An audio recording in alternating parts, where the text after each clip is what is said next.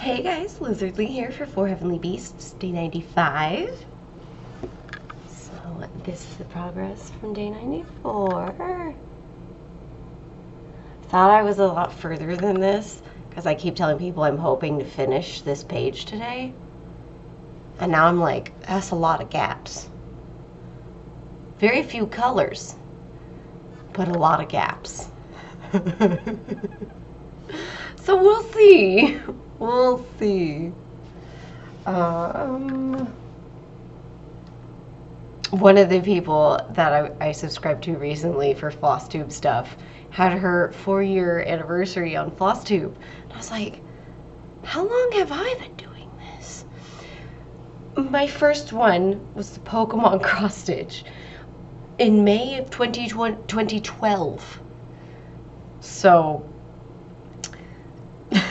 but I didn't start getting regular Flosstube videos out until November 2014.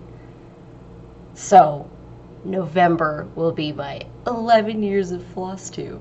Like, yes, there are huge gaps in there. Like, I don't think I had nothing in 2024, did I? I got married that year. I moved that year twice.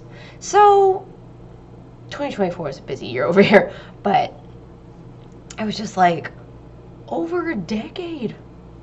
I'm almost a teenager with Flosstube stuff, because I think the November 2014 is the more realistic number to use. Especially because that was the start of how I do Flosstube videos, of like, you're gonna watch me stitch this. Versus the Pokemon one was more like what a lot of Flosstube videos are, of just like chatting about your project. Sorry, I have a screenshot of it over here, that's why I keep looking at it.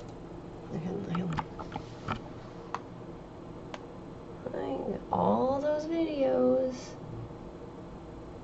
So many. So many.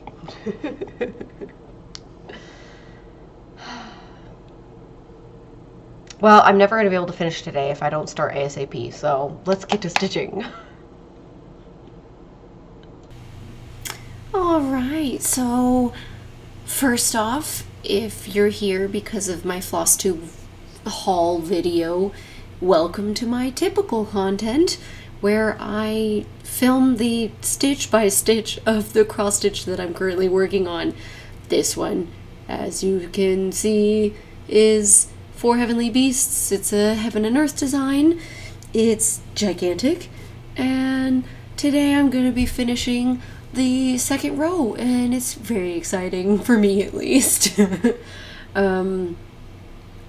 Yeah, so usually I have my husband on these, but he's not feeling well, so it's just me. And I believe the last video was me talking about the last thing I watched on my own, or read, actually. It was a book. So I'm just gonna go back to my normal random questions that I have found on the internet. So, yeah, welcome. Okay, so I left off number 18. What's a question you wish people would ask you more? More?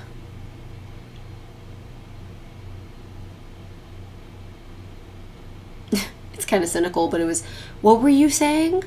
Or what were you gonna say? Because I do find myself getting interrupted a lot. I know I absolutely interrupt a lot of other people, but I try to be the person who's like, wait, what were you gonna say? And so, it'd be nice to have other people care enough to want to hear when I, have something to say. I can tell you the question I don't want to hear is, where are you from? Because then, as a military brat, I have to ask them to define from. And I'm sure that gets old for lots of other people.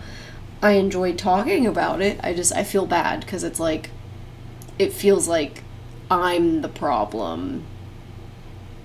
I'm the one who can't just answer the question. I'm the one who needs more information.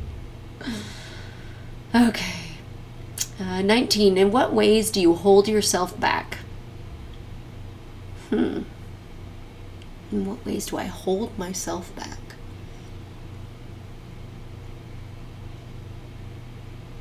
I know I'm not always good at it because I do suffer from word vomit where I talk way too much. But I do try to not go with my gut reaction in a lot of situations. Because I'm aware, you know, like especially if I'm driving, my gut reaction to someone cutting me off is that they're a jerk. Not, oh, maybe they're on the way to the hospital. And I used to think that way. I used to be able to not be a cynic about stuff like that. And I'd like to go back to that. But I do think it's good to hold myself back from those reactions, because assuming someone's a jerk is, you know, it's not nice. It's just I know I'm sure I've cut off people without realizing it before, and it's, you know, it's not intentional. I'm not trying to be a jerk. It's just, oh my god, that's my turn. Okay, I don't see anybody. Granted, usually in those scenarios, I don't see them because they're speeding. So then they're just suddenly there, and it's like, oh my god, what are you doing, dude? That is not the speed limit. What other ways do I hold myself back? I don't know. Literally nothing else is coming to mind. I don't know. I've gotten to the age where I'm just like, if I want to do something, I'm gonna do it. Like, if I want to go out to eat on my own, I don't care if other people see that I'm eating on my own. You know, if I really wanted to go to a movie and David refused to go, I'd still go. But even when I was single, I was completely willing to go to a movie theater alone. I feel like it's easier to go to a movie theater alone because, first off, it's in the dark. And then, second off, you're not really supposed to be sitting there and chatting, versus when you're eating. Although, yes, some people think it's gross to talk while you eat. It's because it's generally more well lit. People will see that you're on your own, you know, and then there's going to be the assumptions of, oh, did she get stood up? That's the word I was looking for. Or, why is she all on her own? Blah, blah, blah. Like, I see people eating on their own, and I don't care, frankly. I don't consider them more than just a glimpse around the room, because I don't care. But I know when I was younger, I was always nervous about having people assume one thing or another about me. Okay, moving on. 20. What's something that's true that almost nobody agrees with you on?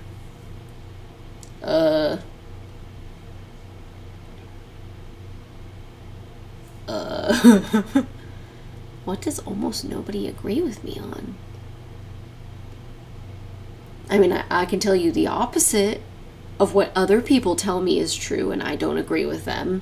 And that's that I'm this spectacular dungeon master in D&D, because I feel like I'm trying, but I don't think I'm there. But something that I think is true. Huh. I don't know. Because, like, I can't say, like, you know, cross-stitching. Oh, it's true that cross-stitching is spectacular, because there are plenty of people that agree with me. Almost nobody would be like, 2 to 5 people maximum. Anytime I put Flosstube into YouTube, I get so many videos and channels. It's so exciting to know that, so many other people have the same passion as me. So I wouldn't be able to say that almost nobody agrees with me on that. Yeah, I don't know. 21. If you had the power to solve one world problem, what would it be? honestly, my initial reaction, I feel like I said this a couple of videos ago with a similar question, is just solving cancer, because nobody asks for that, and that's just, it's a horrible way to go. And as much as I would love to say, you know, solving war and political things like that, I feel like it would only apply for, like, right now, if that makes sense. Current times, versus I would want this to be something that is solved going on into the future. I don't know. I honestly, it just makes me think of Dungeons and Dragons, where it's like, there is a spell called Wish, where you make a wish, you have to say the specific words of what you want, and the dungeon master will interpret that. And it's very tricky because, as I'm sure everybody has heard, you know, with jokes with involving genies and whatnot, if you don't word it just so hyper specifically, it is so easy to misinterpret and screw everything up. So, yeah. Although, and then just getting rid of cancer would just solve so many health problems, I think. But that's just me. I've seen way too many people get cancer, and I don't, 22. What do you value most in a relationship? Sense of humor, loyalty. I feel like I'm just going in a circle from the last video I had. I'm sorry. 23. What does personal growth mean to you? To me, personal growth is just like the things you want in life for yourself. It's meeting the goals that you want. It's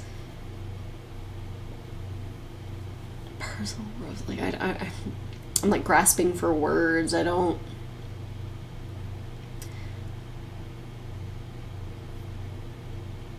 Honestly, back to a couple questions ago where I said I wish my gut reaction in most situations was more positive or empathetic. I feel like it would be a personal growth for me to start realizing, oh my gosh, I do think that way. You know, this person cut me off, and the first thing I thought was, oh, I hope they're not on the way to the hospital. I hope no one's hurt. I hope it's not serious. That would be me growing in a way that I want.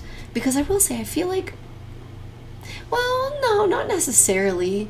Because I feel like a lot of times, at least for me, I've grown from negative situations. It wasn't something I specifically, you know, wanted or asked for. It's just a situation that I stumbled into and I grew because of. I don't think it needs to be something that you want to happen for it to be personal growth. But I feel like it might mean more if it's something you've been striving for. You know, in my head, if it's something that you want, it'll have less baggage or trauma involved, I guess.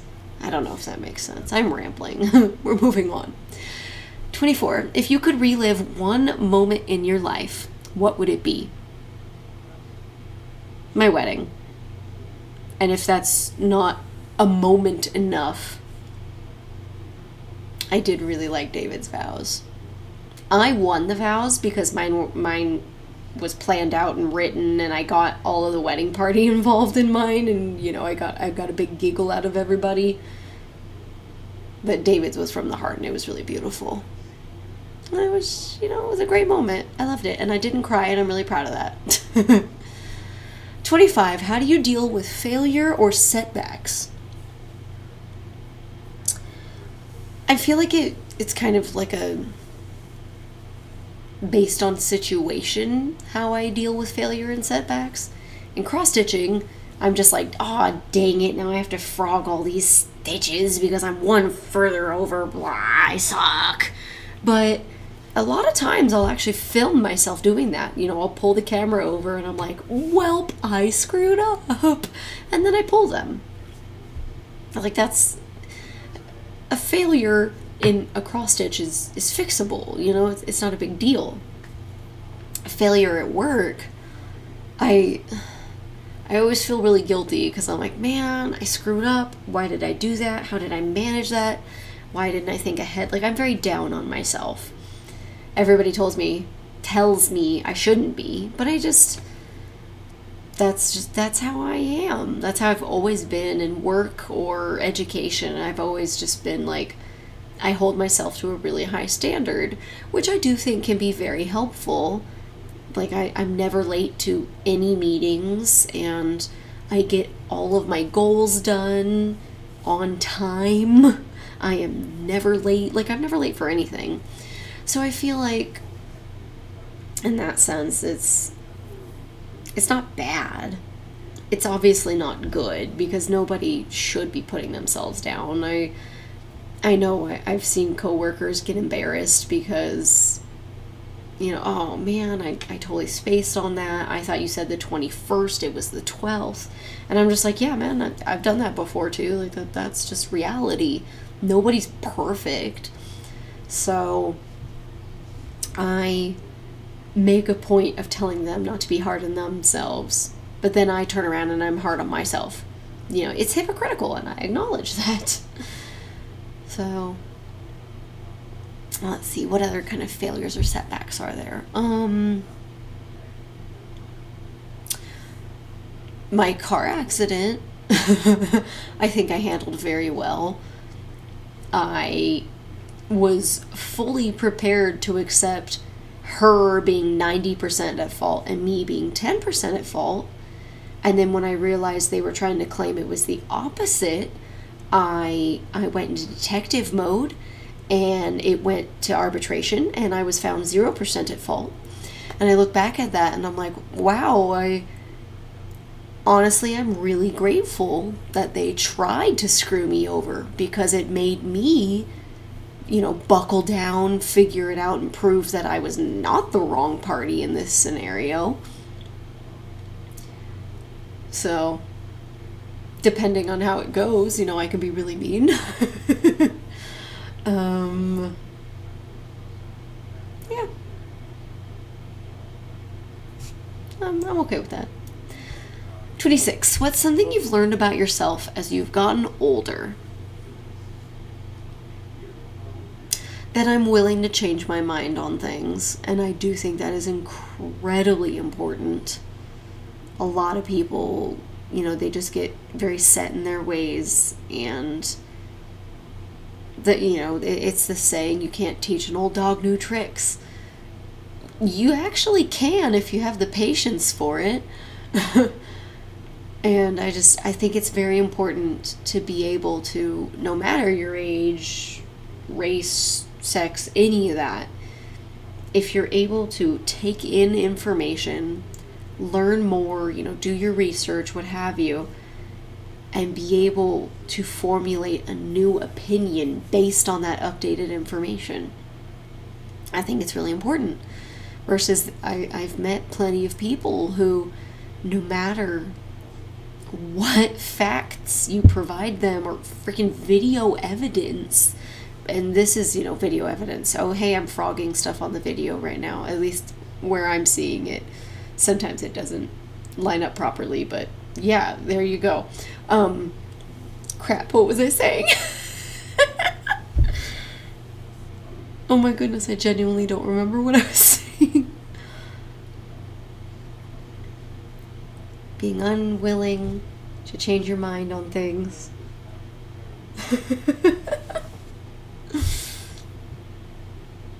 Alright, so if this is a failure or a setback, I deal with it by stopping and re-listening to what I was talking about. That's how. Okay, I got it back. Video evidence prior to the big boom we've had in AI. So you know, if it were to be doctored or edited, it'd be pretty clear that this isn't the original, clipping as it first appeared. No matter what you share with them, they will not change their mind because they are just dead set in their ways. I find that really hard to respect because it's ridiculous, in my opinion. I understand. I do understand. You can't just change your opinion overnight. It takes time to sit down, think about it, do your own research, look more into it, educate yourself, and make sure you're in a situation where somebody's not going to rub your nose in the dirt. I hate when someone's trying to train me on something or teach me something, anything, and I have a different view on it or a different opinion, I misunderstand it, and they're really mean and demeaning and degrading about me being wrong. That makes it so much harder to change your opinion because you don't want to agree with a jerk. Nobody feels good in that situation other than the jerk, and nobody wants the jerk to feel good because they're a jerk. Okay. That was 26. 27. What legacy do you hope to leave behind? I would hope for happiness and cross-stitching. So in my mind, legacy would be like your kids or what your friends remember you by, what your family passes on to other people of like, oh, your great aunt was, a huge dork and she loved Full Metal Alchemist Brotherhood and cross-stitching. I'd be okay with that. I feel like that would be true to me, and I'm okay with that. But yeah, I'm referred to as the sunshine happy one at work, and I think everybody needs at least a little dose of the sunshine happiness in their day, or just day-to-day life. The number of people, when I was working retail or now, that I've just smiled at them, and they look at me, and at first they're just like, why is this weirdo smiling at me? And then they're like, oh, I can see in her eyes and the lines around her mouth or whatever that it looks genuine, and they smile back. Sometimes it's involuntary, and honestly that is like the cutest thing to me, of like, oh, you're not trying to smile right now, but you can't stop it because I've got such a big smile. I'm okay with that. I love it. I think more people need that in their lives. The world is not always a sunshine happy place, but everybody should be allowed to be happy. 28. What's the most challenging decision you've ever made? Most challenging. Oh, switching from being an art major to an accounting major. Because that came with so many more challenges than art classes ever would have, I think. At least for me. Although I wasn't perfect in my art classes, there were plenty of artists that were leagues ahead of me in every single thing. I still felt like I often wasn't feeling challenged, or at least not the same way that my business classes challenged me. And I do think a big part of that is that I enjoy art, so it's inherently not as challenging as something that I'm not, hyper passionate about. And then you can't really grade someone that harshly on art because art is subjective, versus 2 + 2 equals 4. That's objective. If you say it's a different number, it's going to take a long time for you to ever prove yourself correct. That does make me remember in high school, our I don't remember if it was pre-calc or calc. It was the same professor, the same teacher either way, so it doesn't really matter. But he was saying, does 0.99999 continuous equal 1? And we all argued about it.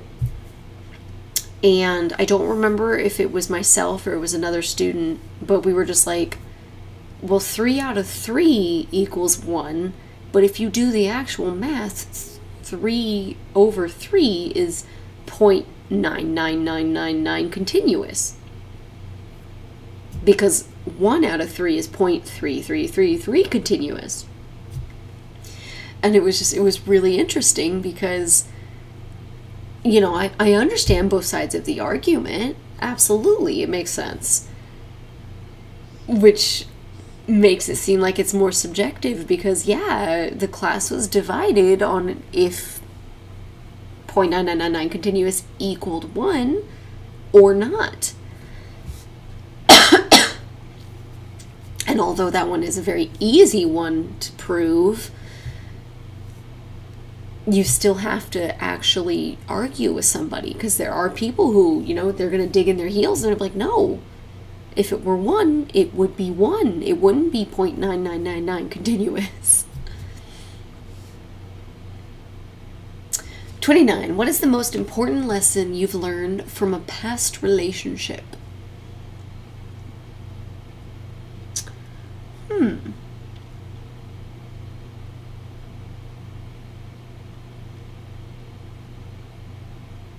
I don't know if this will count, but I do think it is something I needed to learn, and I'm grateful for it. My last boyfriend in high school, we broke up, and one of my friends came over to me, and she was like, hey, Liz, what would you think about one of us dating him?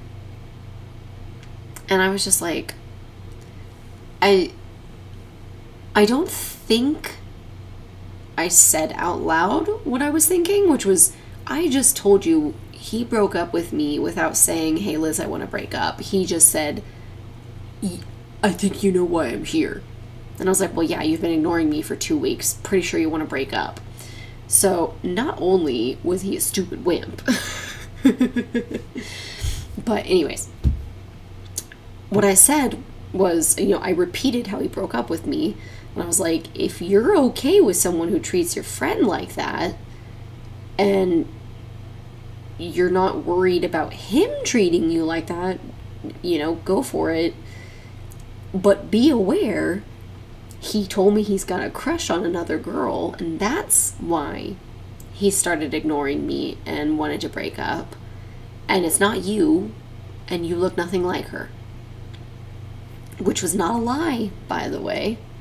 It was the truth. I almost said I was friends with the girl he had a crush on, but not really. I was acquaintances with her. But, you know, I knew what she looked like. I knew how she acted. And the girl, who was definitely my friend, although in retrospect, I don't know. Anyways, we can discuss that later. I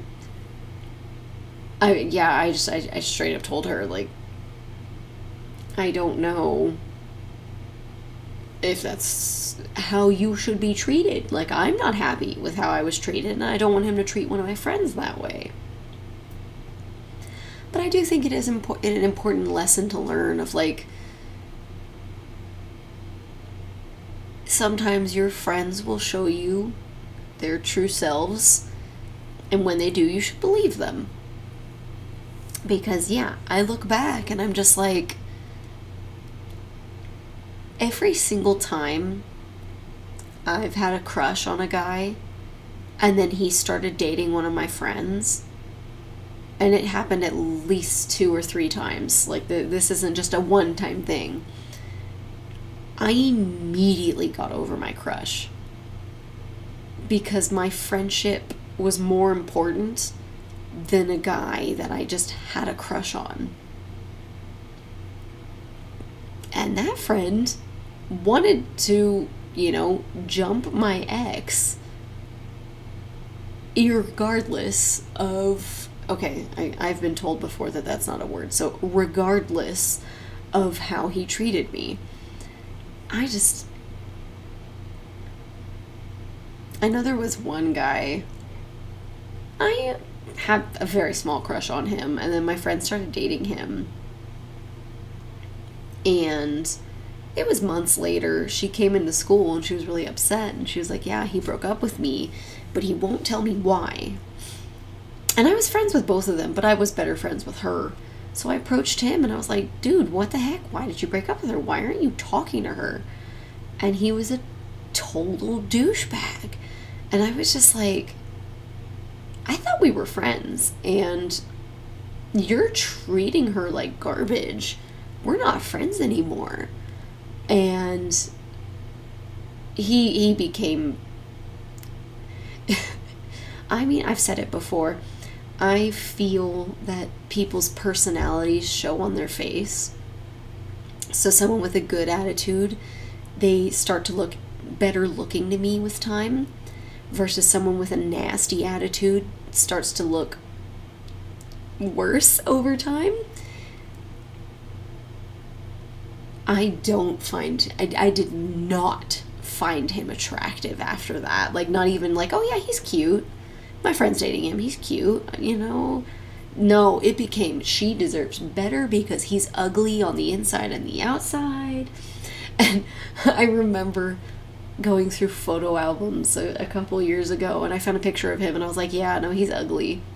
Granted, I'm way too old to be looking at a high schooler and being like, oh yeah, he's cute. Like, no, that's creepy. But I just, So yeah, I think learning who your true friends are, or at the very least, like, learning what kind of friend they are, learning that they're the ones who will put your feelings aside, maybe not necessarily just for their own, but they'll put your feelings aside. Honestly, I actually don't need to continue that sentence. I think it's important to know when they're willing to do that, and when they're just like, whoa, no.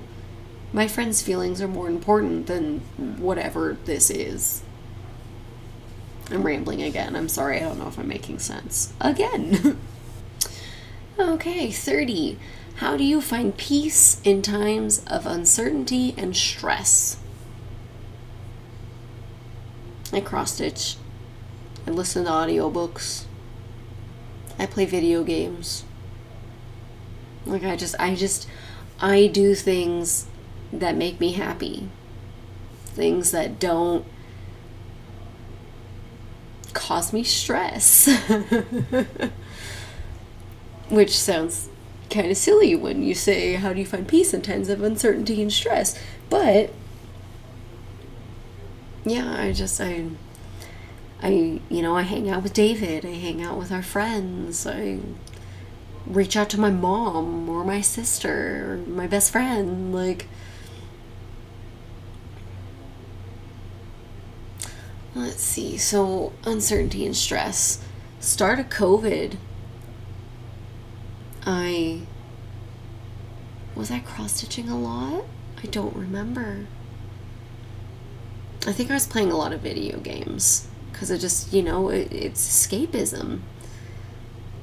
That's why for the longest time, and this is prior to COVID, this is like high school and younger, I would always say that I didn't like stories with unhappy endings, because that's not escaping from reality. That's having to face reality, which sometimes sucks and isn't fun. But now, even if I'm stressed out, I think I can watch movies with sad endings. may not like them as much as if they'd had a happy ending, of course. Deep down, I think I'll always want a happy ending. Because, that's what I want for myself. Like, that's what I want for most people. I think most people should get their happily ever after. I think most people deserve it. Alright, so the next group of questions, the headline is Fun and Wacky Questions. Ooh, it is 8 o'clock. Perfect for when you want a good laugh and some lighthearted banter. So we'll see how this goes, because I'm bantering with myself. 1. If you could be a character in any cartoon, which would you choose? Oh my goodness. I feel like I already got this question recently. I always give the same answers. It's always like Pokemon, because nobody dies there. Everybody's 10 years old for like 10 years. And, is basically immortal, because Ash literally gets electrocuted and is totally fine. And then to Pokemon, you have every potential Pokemon at your fingertips. It's amazing. But, need to go with a different one. It would be scary, but I would probably be in a Mistress because I'm white and blue-eyed. Fullmetal Alchemist Brotherhood is absolutely my favorite anime of all time. And although bad things absolutely happen in that show, once it ends, I think all of the nations are in a much better place. Or at the very least, Amestris and, oh my god, I'm blanking. Ling is from... It's not Zhao. Oh my god, I'm so disappointed in myself. Excuse me one moment while I Google this Brotherhood map. Xing. Amestris and Xing. Okay, it is an X, but it's pronounced Xing. The people of those two countries, the rulers at least, or, people with a lot of power in both of those countries are friends, and presumably, the idea is that they're going to get along and take care of one another. And then you get to know people. I don't want to spoil Brotherhood. I'm sorry. It is my favorite show of all time. I don't want to talk about it and take it away from someone else that absolutely deserves it, because I'm telling you, all of you need to experience Fullmetal Alchemist Brotherhood. One of my friends was a total baby and wouldn't get past the, oh no, the characters are screaming and it does this and it does this. It's an anime. It's a Japanese animation. That is something inherent to them. But I think it's perfect in Brotherhood because you literally watch these kids grow. It opens and they're, 6 and 8 or 9? They are literally children. Well, okay, that's a flashback. It opens when they're, I want to say Ed is 14, so Al would be 11-ish, something like that. I could be remembering wrong. Honestly, the ages aren't super important, but they start out pretty freaking young, okay? By the time you get to the 5th season, Ed's 18. Time literally passes. You see them grow. And I think it is important to see him be a brash 14-year-old who's, yelling and shouting, and then see him as an 18-year-old who's a lot calmer and, yeah, will still shout because he's in a fight for his life or his brother's life. But I really like growth. I like when characters change, and a lot of characters on that show grow and change. I just appreciate it. 2, if you had to wear one Halloween costume every day for a year, what would it be?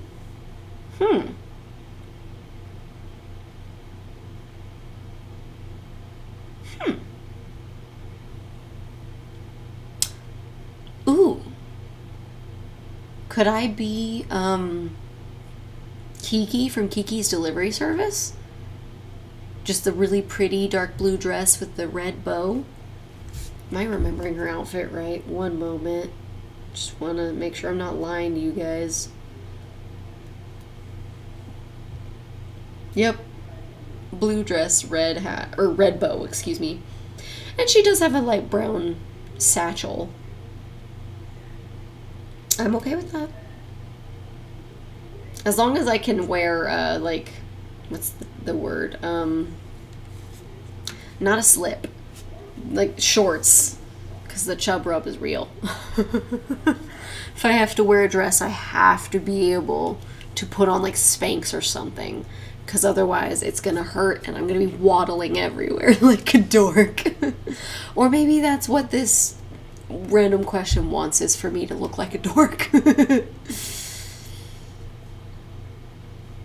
Okay, 3. What would you do if you woke up and you were the only person left on Earth? Oof.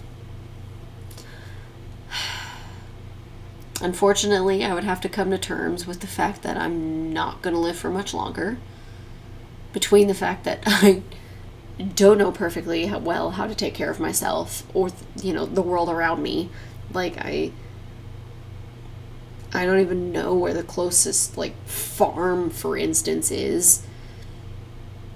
And then I have multiple sclerosis and asthma.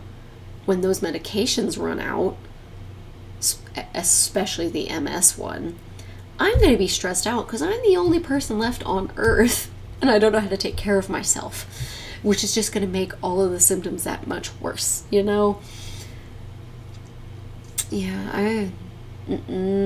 it would not go well for me. Especially because I'd probably spend a lot of time just, like, trying to break into people's houses to let their animals out. Because at the very least, I know they're not going to be hit by a car. Because I'm not going to be driving like a freaking maniac. I don't want anything to happen to those animals. But if I leave them in their houses, they're absolutely going to starve to death. There's not unlimited food in any of these houses, let alone especially food that they can access. Yeah, I don't like that question. Those ones always make me sad. 4, if you could have any mythical creature as a pet, what would it be? A dragon. I don't have to think. I want a dragon. I can accept one that can't fly or that, like, must be engulfed in water. Like, I don't care. I want a dragon. I'll accept one that is 2 inches tall or one that is 2 miles tall. I want a dragon. 5, if you could only eat foods of one color, what color would you choose?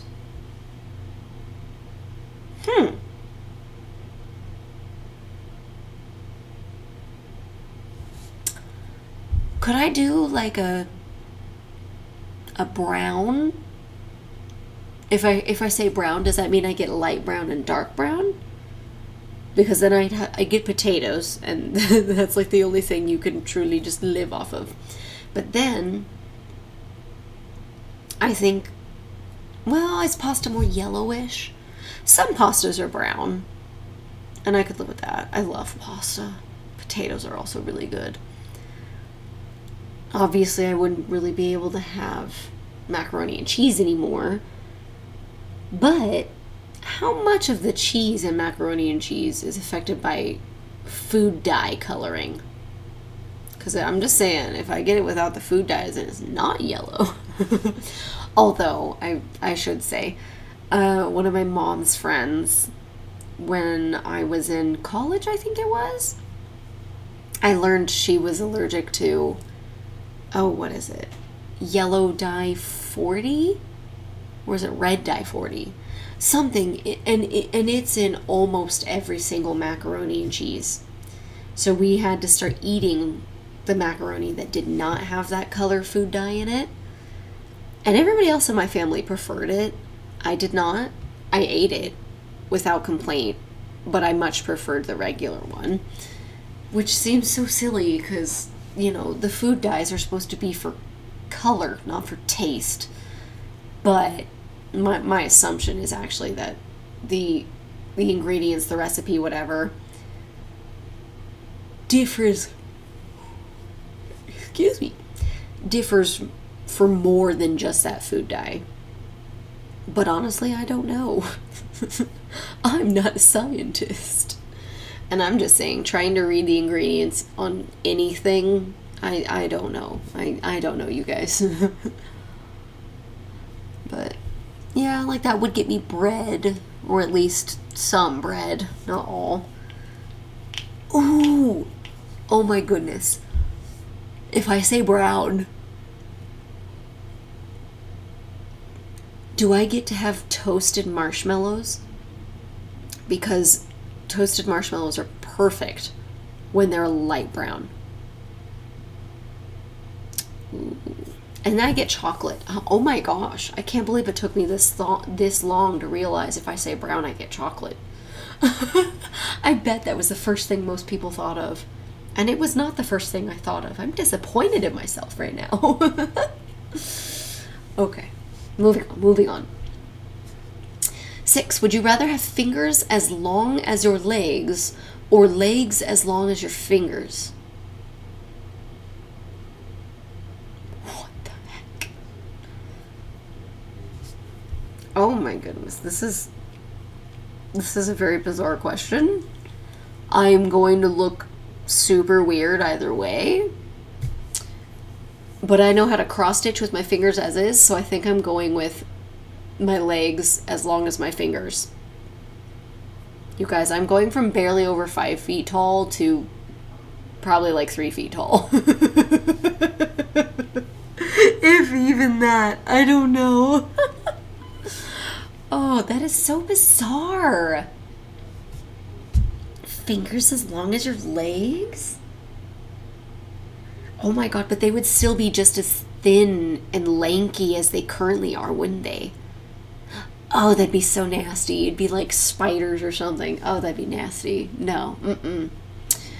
7. If you were a ghost, who or where would you haunt?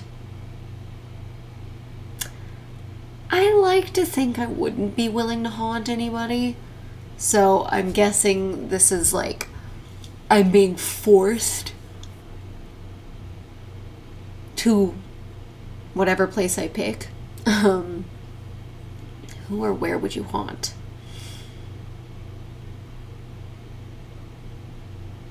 Because I'm assuming, like, if I were to pick David, eventually he will pass away. How does that work? Do I also pass on into the afterlife with him? Because then I could accept that. I don't want to haunt him. Like, I have told him many times, if anything happens to me, he has to mourn me for 3 months and then he has to move the heck on because I don't want him to be sad. I want my husband to be happy, whether it's with me or someone else. If I'm dead, it should not be happy with me because I'm dead. I don't know where I was going with that. And I took off my glasses, so now I can't read the question. Haunt.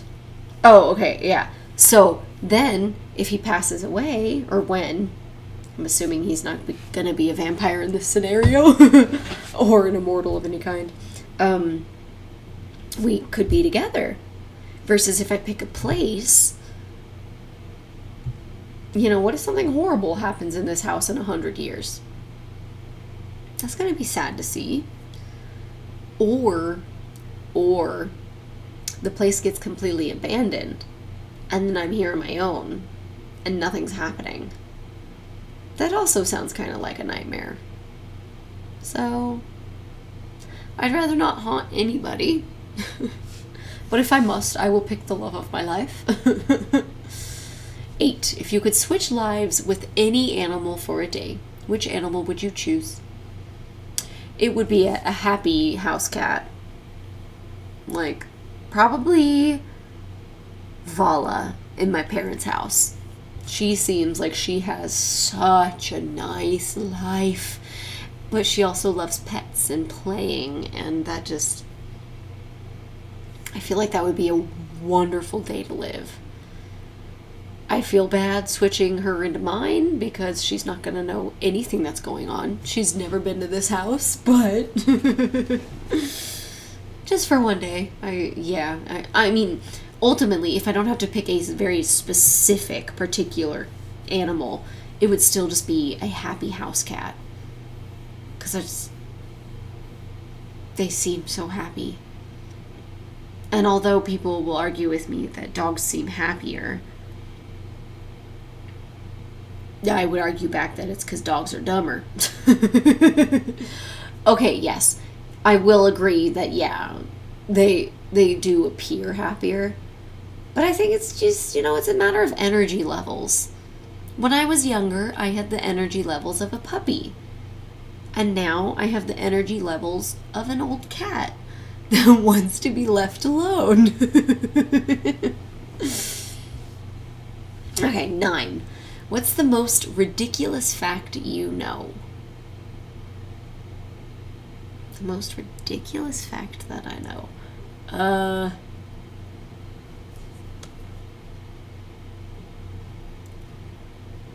No clue.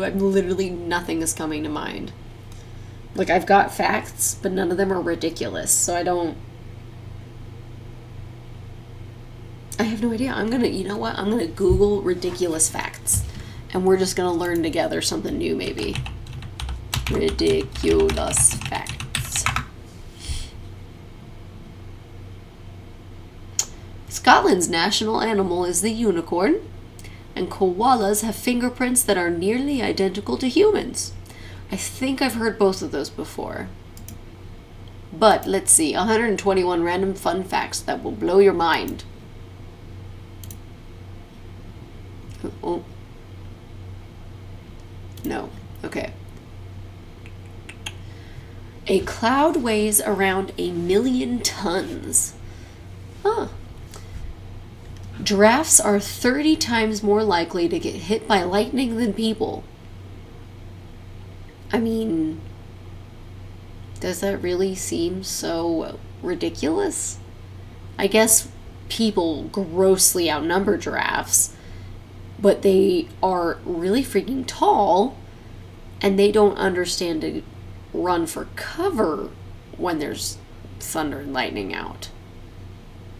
I don't know, it just doesn't seem ridiculous to me. Identical twins don't have the same fingerprints. I knew that, so not ridiculous.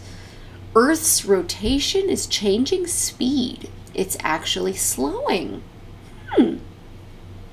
This means that, on average, the length of a day increases by around 1.8 seconds per century. 600 million years ago, a day lasted just 21 hours. Huh. That is very interesting. I will give it that. Earlobes have no biological purpose. I think I've heard that before. While they are rich in nerve endings and may play a role in social bonding, many scientists argue that earlobes don't have any true biological purpose. Your brain is constantly eating itself. Wait, what? What? This process is called phagocytosis, where cells envelop and consume smaller cells or molecules to remove them from the system. Don't worry, phagocytosis isn't harmful, but actually helps preserve your gray matter. Alright, well, I'm going to Google the effects, or just MS and that. I want to see if those are related in any kind of way, or if it's slower or anything. I'm just going to click on the first one. It's the National Institutes of Health, which is a .gov website. I need to find that word. Okay. Here's the first time it appears on the page. Possible explanation for this discrepancy is that CR3 can both induce and reduce melanin phagocytosis at the same time. Okay, not what I wanted. I'm looking. It shows up on the page 27 times. Looking for a particular one. My bad.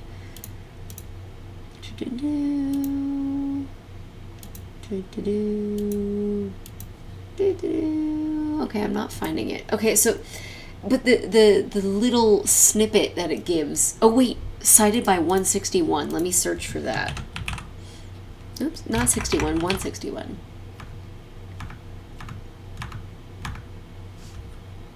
Okay, by 161. No, it won't. Whatever. I'm just going to read the little snippet like I was initially going to.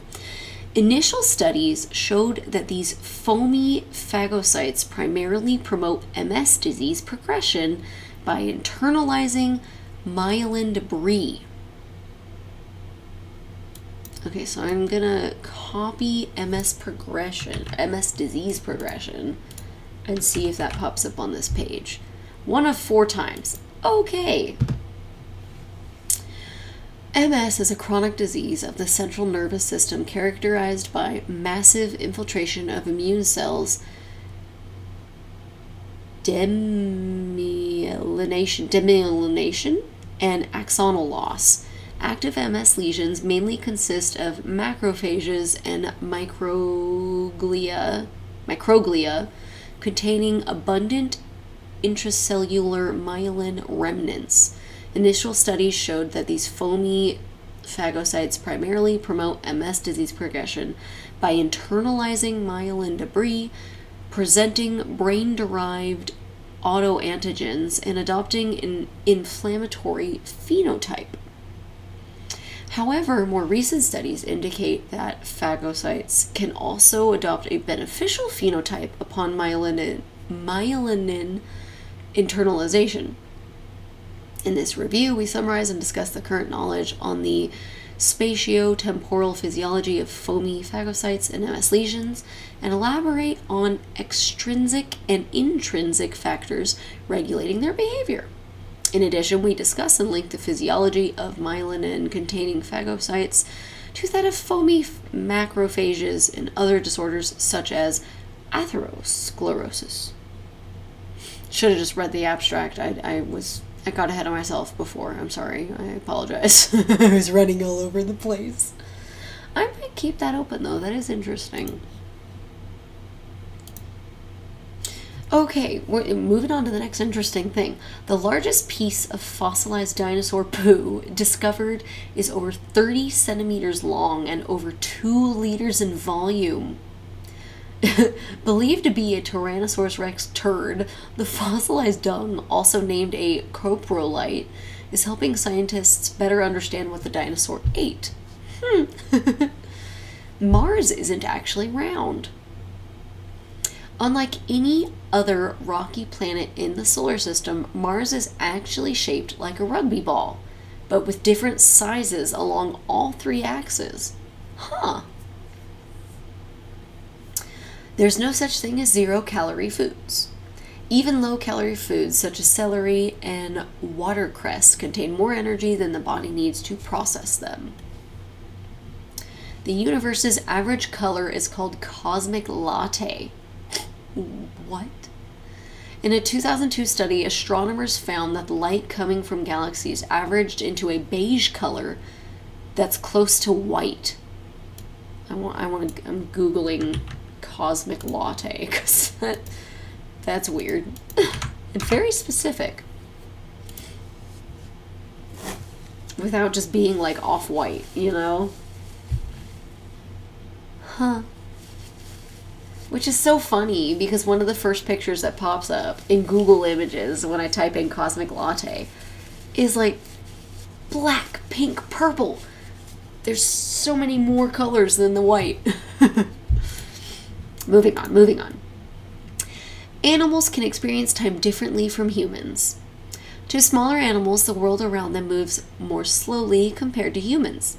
Salamanders and lizards, for example, experience time more slowly than cats and dogs. This is because the perception of time depends on how quickly the brain can process incoming information. Interesting. Oh my gosh. Water might not be wet.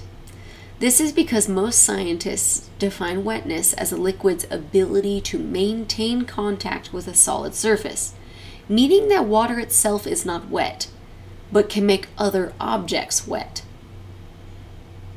If something's wet, it's because it's got a liquid on it. Whatever.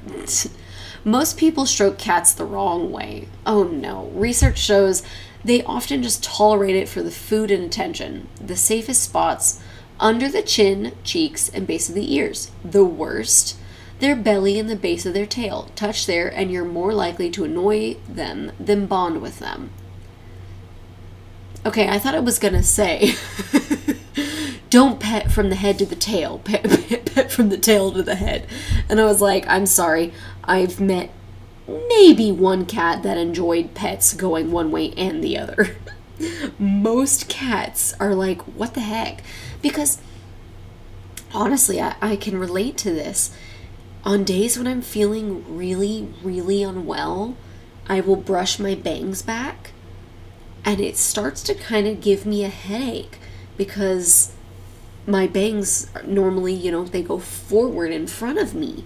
When I'm pulling on the hair follicles back, it feels wrong. It doesn't feel good, at least not for an extended period of time.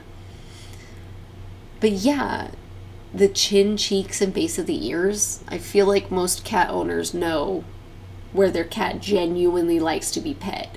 Because most cats are not going to just put up with anything just because they love you.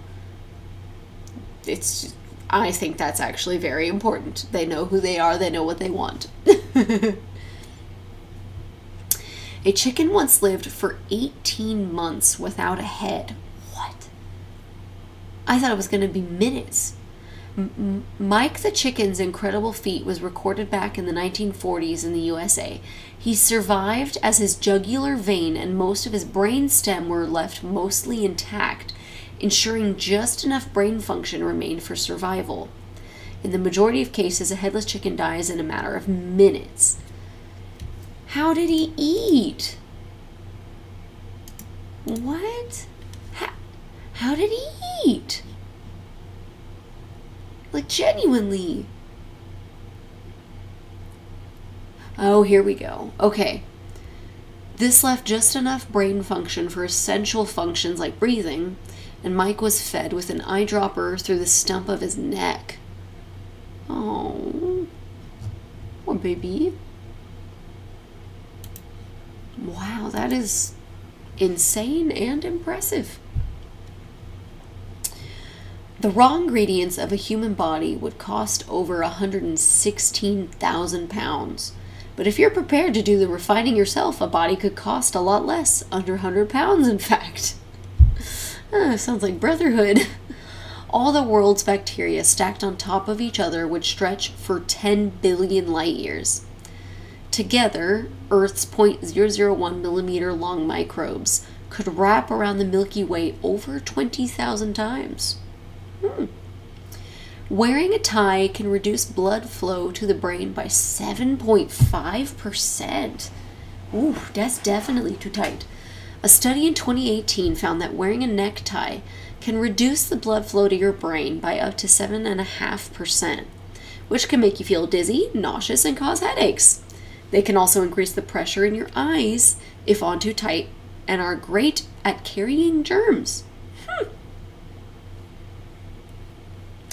The fear of long words is called hippopotamonstrosesquipedaliophobia. I can't pronounce that word, you guys. I've heard it so many times, but I can't.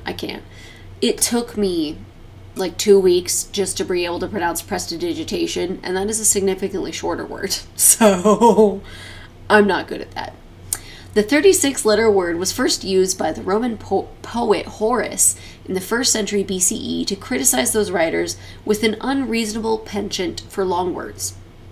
It was American poet Amy Nezhukumatathil possibly afraid of their own surname, who coined the term how we know it in 2000.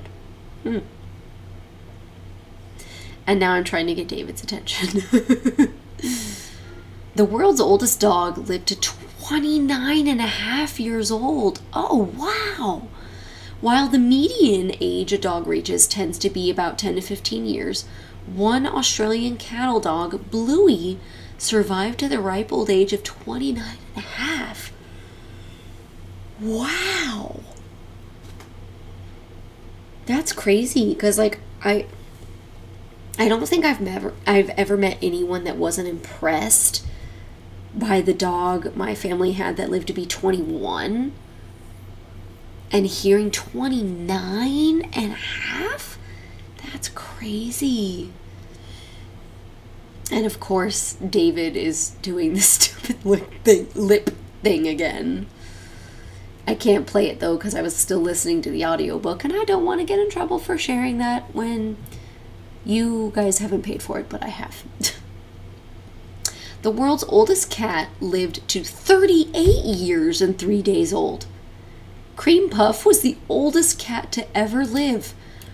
38 years? Oh my goodness, that's crazy. Wow. Sorry, I'm over here having my mind blown, so maybe I'll retain some of this information, maybe not. I'm tired, so. The sun makes a sound, but we can't hear it. That one I knew. In the form of pressure waves, the sun does make a sound.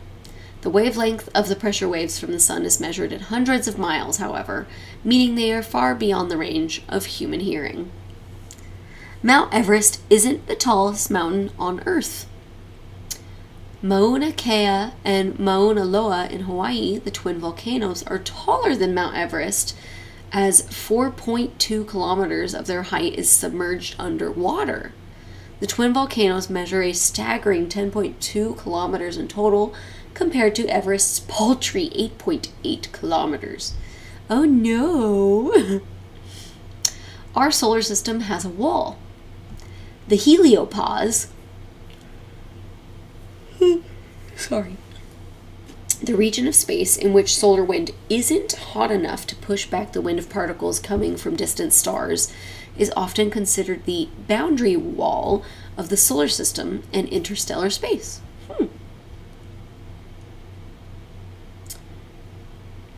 I am going to correct this word. Octopi don't actually have tentacles. They have 8 limbs, but they're arms for most species. Technically, when talking about cephalopods, octopi, squids, etc., syncotists. What is it? I don't know this word. Okay. Yeah, it looks like they just misspelled scientist, is what Google is telling me. Scientists define tentacles as limbs with suckers at their end. Octopus arms have suckers down most of their length. I didn't know that.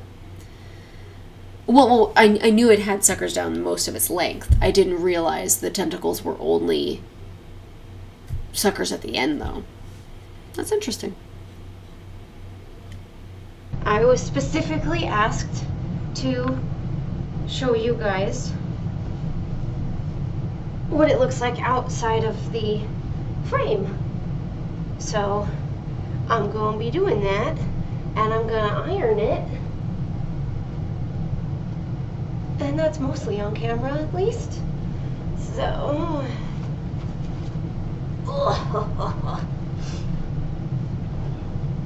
currently I don't have any music playing or the audiobook, so I could actually keep this audio in if I so choose. Alrighty, which means you would get this in real time, and you'll be really annoyed at how slow I am, or that I'm not good at this. I don't know. There we go.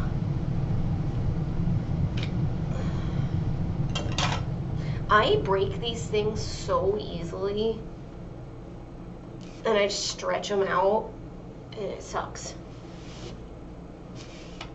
because having them be nice and tight is so helpful. Alrighty, so haven't ironed it yet, obviously, but that's what it looks like outside of the frame. I can't, this is really difficult to do. Okay, so I'm gonna set this down, get the iron. So I am starting with ironing the back of it. I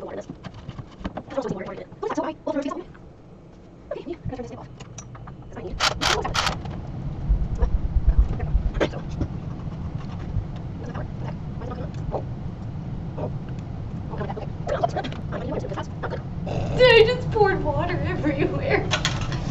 Okay. Why? Hello.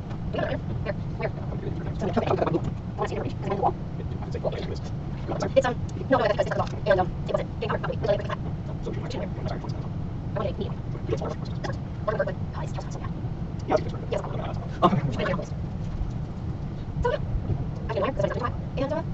It's all very exciting. This is definitely everyone's favorite part of these, isn't it? Oh, I just noticed. There we go.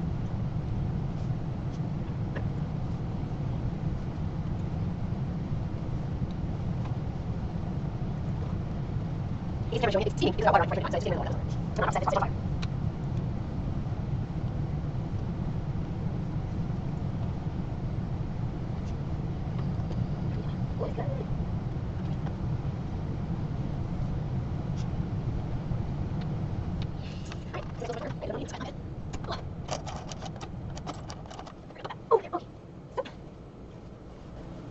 Okay, you know, I need to just restart. Especially because I don't know how long this took me, so. Un momento. And that is the end of For Heavenly Beasts, day 95. I got 6 hours and 46 minutes of footage, and page 12 is complete. So I am now at a running total of 463 hours and 45 minutes. I finished 2 rows. So I actually need to move my chair out of the way.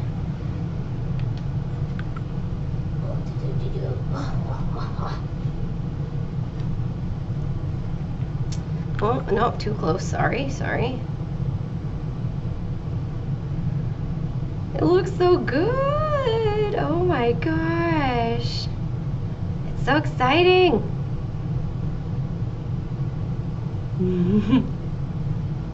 Like, it's big. And it's just gonna get bigger. Wow. Sorry, I know I'm being silly, but I only just ironed it, so. Wow.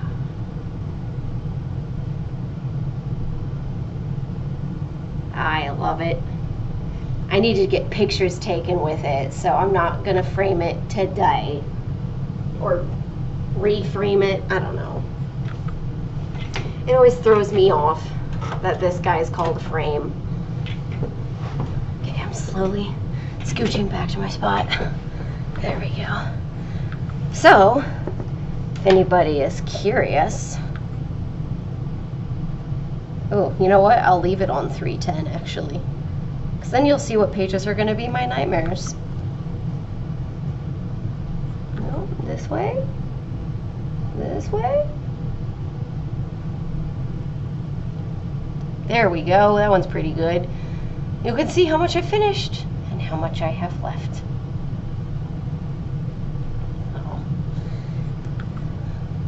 I don't want to get in trouble by showing off too much of a pattern, so.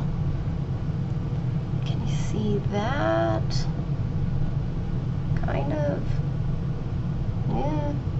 Alright, you can see the grid. Alright, so the full page is from the top here to here. There is only maybe 15 squares down here. So my plan as of now is to do all of this as one page. So that's the plan. Doesn't mean that's what's gonna happen though. Oh, I should show the back. I'm gonna scooch on back again, my bad.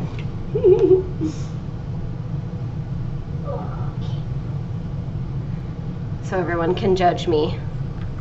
Like the tiger especially is egregious, but oh, the phoenix actually doesn't look as bad as like the tiger, the dragon, and the turtle.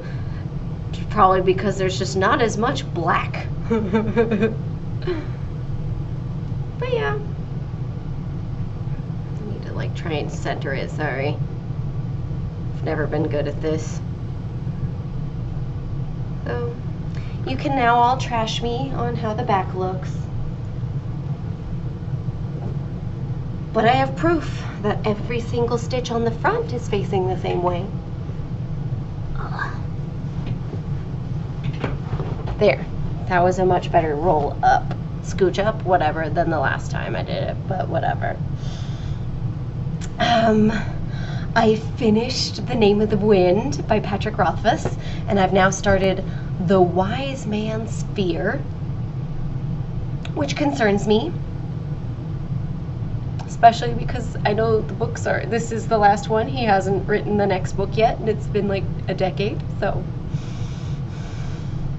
I'm really excited though. There's so many characters I really, really like. And honestly, a lot of the female characters are amazing. And like, I feel like that's a really good testament to an author, how they write the opposite sex. Because some authors, you know, it's like, wow, you only write damsels in distress. And it's really frustrating, you know? The women here are awesome. Not all of them. Some of them, at least one of them annoys the crap out of me. But it's not because she's a damsel in distress. It's just because I don't like her. Okay, I'm rambling. I'm sorry. This is already probably going to be a pretty long video because I included taking it out of the frame and everything. But, you know, it's how we do it. I might cross stitch tomorrow. I might not. I might start the secret project for my anniversary with Devoted soon, especially because I have a bit of a log saved up with these videos.